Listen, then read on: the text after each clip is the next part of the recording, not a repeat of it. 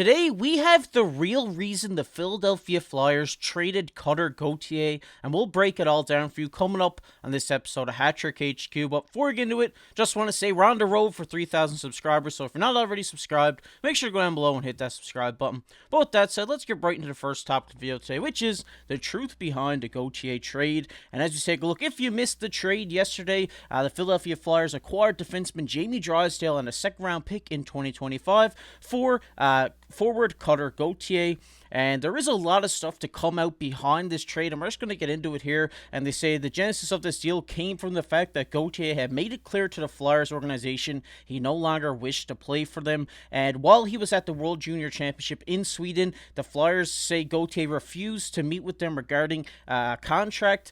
And we get a quote here from Flyers GM Daniel Briere. He said, "It was a long time coming. It's been going on for a while. We tried to give him space. We tried to get in touch with him many times. He would not communicate. So at some point, we had to make a decision. And we thought with what happened just a few days ago, this was probably the time to get the highest value." And Mark, obviously, you never want to see a situation like this arise in the NHL. It's a really tough spot for Daniel Briere and the Philadelphia Flyers. You draft a guy so high up, such a highly touted prospect, and at the end of the day, he doesn't want to play for your organization, so you do need to move on from a guy like this. But you do get a guy like Jamie Drysdale back, a right-handed shot defenseman who will be great for the rebuild. But obviously, at the end of the day, it really sucks to lose such a highly touted prospect for your organization in this way. Yeah, the big thing with Cutter is he made it quite clear with just the way he was acting. He didn't show up to prospect camp. He has yet to sign a contract with them, and just shutting down the meetings that they try to get with him during the World Juniors when they had players and people from the organization over there. It just seemed that they had to get the value they could. It's a props to the Flyers for keeping things quiet. They weren't going out. Is nothing being leaked. This kind of blindsided everyone. So it's good that they kept this quiet, didn't drop his value, and didn't make it so teams kind of push them around in a trade like this. Yeah, definitely. If this information got out, I mean, they could have got a lot less value than what they got in return. Obviously, if he doesn't want to play, you have to trade him, and other teams can use that against him. And saying instead of getting a second round pick back, maybe they could have got a fourth in this deal. You never know, right? There's just a situation it is. But we're going to take a look at Cutter Gueithier's stats during this World Junior Championship that just happened. He had 12 points in 7 games, but with Boston College so far this year, he does have 23 points in 17 games and was drafted 5th overall in 2022. We also see here the Ducks are adding a forward who projects to be a top 6, more than likely top line forward at the NHL level. Gauthier can be a threat off the rush with the speed when he gets the edge on zone entries. He's a big body heading to the net. He's a equally proficient one-timing pucks from the weak side on the power play or working to win pucks back in the trenches. And we did get a quote from a Ducks GM Pat Verbeek where he said, "We do not have a player like this in our prospect pool. He's obviously a top 6 talent. He's a gifted skater. For me, he has an elite skating ability. He's got an elite NHL shot already, and he's a goal scorer. He likes to shoot the puck, and based on some of the players that we have up front, I think he's going to complement them really well." And Mark, obviously, I really do see the way the Ducks are kind of going with this rebuild kind of reminds me of the Edmonton Oilers. They're going all offense, all forwards, and I really do think that adding a guy like Cutter Gauthier to the Anaheim Ducks is a great move. Adding him to a lineup with the names of Trevor Zegras, Leo Carlson, all these guys. In a couple of years, the Anaheim Ducks are going to be a force. Yeah, you also can add in guys like Mason McTavish. This team is really building from the forwards out, and honestly, I kind of like it. You add four of these guys to the team in the past couple of years through the draft, and in this matter, one of these guys are bound to turn to a franchise player. Cutter looks outstanding. He has a big body. He's your stereotypical power forward that can still skate and play make. He can do almost everything at this level. So once he does come up, I think he slides in perfectly into this top 6. I doubt it's going to be this year. Maybe next year, depending on how camp goes and if he signs with the Ducks. We're unsure if this is going to happen yet.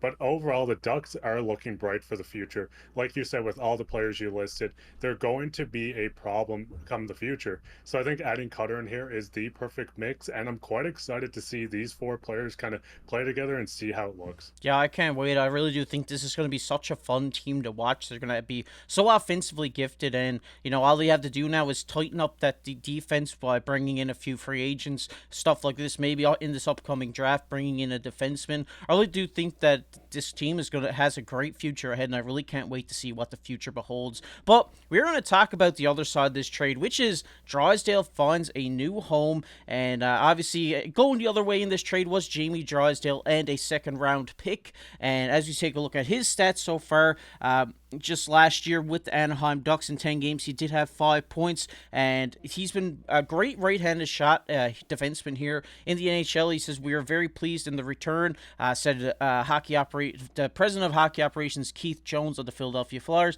He said, we got a player we coveted, and we're searching for Jamie Drysdale. He's got the skill, and we're looking forward to seeing him get into our lineup. He's an extremely popular player and person, and we just see a little breakdown on him. He says offensively, Drysdale should be able to add an element to the Flyers as he continues to mature. He sees the ice, he has good puck touch and legs to join the rush as an extra layer. He's more of a distributor than a shooter. They also say here, depending on where the Ducks are in the rebuilding process, the second-round pick going from Anaheim to Philadelphia in the deal could land in the top 40 of the draft. Having an extra swing at a prospect early in the second round of any draft is a bonus. Mark, obviously, I really liked this trade for both sides. Obviously, Philly had to get rid of Gauthier, send him to the Ducks. You get a guy like Drysdale back, kind of bolster that defense up for the future. I really like Drysdale's game, and I can't wait to see him in a Flyers uniform. Yeah, Drysdale's going to come in and immediately be the top power play quarterback for this team. He's outstanding offensively. I know he's had a few injury problems, but if he can put that behind and continue his development, he should get better defensively as well. That is currently his weakest spot. And I know Torts being the coach, it's not a great coach to kind of play behind if you're not great defensively. But overall, his offensive game will make up for it. He's fast on his feet. He's great in transition. As I said, he has a great shot. He can be a quarterback. He's going to fit into this Philly system outstanding, honestly. You also get the second round pick that's coming back, and like you said, this could be a top 40 pick. So the Flyers do get another swing on a prospect to kind of build up the prospect pool while still getting people back for the future. The Flyers are currently third in the Metro as we're recording this, so I mean, they could be using this as a trade piece. Maybe they just use this as a draft next year and use Drysdale. Maybe they go on a bit of a run this year. But either way, I do like the return, especially for Cutter, forcing his way out and not really giving Philly the best hand to work with. Now, the big thing with this is they do have a lot of right-handed defensemen, Sanheim, Walker, Ristolainen. So this might be just kind of foreshadowing maybe another trade to bolster up another position. I do think Drysdale will stay, but maybe one of these guys gets shipped off for another pick, maybe an upgrade at another position. So I do like the current state of the Flyers, and I kind of think this is a win-win trade for both sides. Yeah, I definitely have to agree with you. And with the need for defensemen now for contending rosters, we could definitely see one of these guys shipped out for sure. I definitely agree with you. And like you said, the Flyers are surprising a lot of people this year with their play, and adding a Chris Letang type defenseman to your defensive pairings is only going to help bolster this roster. Like you said, he's going to come in, quarterback that power play, and I'm really excited to see Philadelphia kind of take off here. Really hope that they can make a surprise playoff run this year, because they kind of have a little team there that can do it. I'm really excited to see what this future beholds for Philly. And like you said, if we see, say, Ristolainen or one of these guys trade at the deadline,